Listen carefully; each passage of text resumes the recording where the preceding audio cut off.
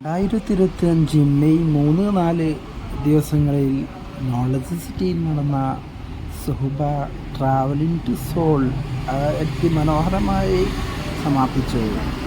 സെഷനിൽ സയ്യിദ് ജിലാനി തങ്ങളും യാസിൻ ഹക്കീം ഉസ്താദ് അവറുകളും അതുപോലെ അബൂബക്കർ സഖാഫി വണ്ണക്കോട് ഉസ്താദും നിരവധി പണ്ഡിതന്മാരുടെ നേതൃത്വത്തിലായിരുന്നു നടന്നത്.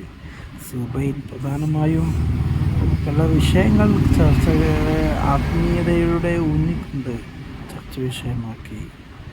അതുപോലെ തന്നെ സുബൈയിൽ ഏറ്റവും പ്രധാനമായത് നമാസ്, വുളൂ ഏറ്റവും പ്രാക്ടിക്കലായിട്ട് എങ്ങനെ ചെയ്യാമെന്നും അതിൽ എങ്ങനെ ഒരു എൻ്റയർലി ഡിഫറെൻ്റായിട്ട് അതിൻ്റെ കാമ്പ് എങ്ങനെ പുറത്തൊരു നിസ്കാരത്തിൻ്റെ എന്തിനാണ് നിസ്കാരം, ഹുദൂറുള്ള നിസ്കാരം, മഹാന്മാരെങ്ങനെ നിസ്കരിച്ചു, അതിന് എന്തെല്ലാം മുൻകരുതൽ ആദരെടുക്കാം, നിസ്കരിക്കുന്നതിന് മുമ്പ് എന്തെല്ലാം ഇങ്ങനെ പ്രാക്ടിക്കൽ ചെയ്യുന്ന സെക്ഷനാണ് കാണുന്നത്. പ്രാക്ടിക്കലായിട്ട് ഓരോ അംഗങ്ങളെ കൊണ്ടും ഇത് ഓടിപ്പിക്കുകയും നിസ്കരിപ്പിക്കുകയും നിസ്കാരത്തിൻ്റെ എല്ലാ മര്യാദകളും അതുപോലെ മറ്റു നിസ്കാരത്തിൽ ഹുദൂർ കിട്ടാൻ അബൂബക്കർ സഖാഫി വണ്ണക്കോടിൻ്റെ പ്രാക്ടിക്കൽ സെക്ഷനും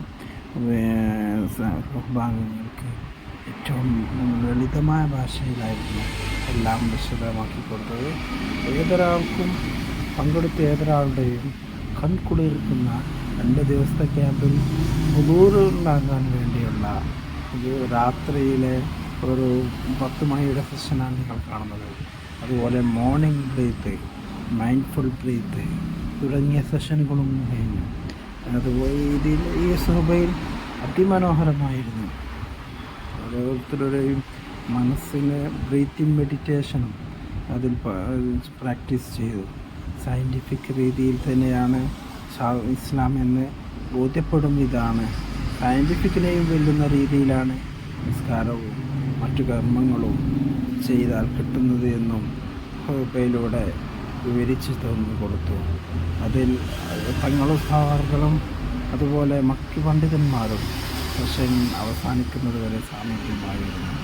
ഓരോരുത്തർക്കും അല്ലാഹു സുഹബയിൽ പങ്കെടുത്തവർക്കും അല്ലാത്തവർക്കും ജന്നാത്തുൽ ഫിർദൗസിൽ ഒത്തൊരുമിക്കാനുള്ള ഭാഗ്യം അല്ലാഹു ഈ സുഹബ കൊണ്ട് നൽകട്ടെ.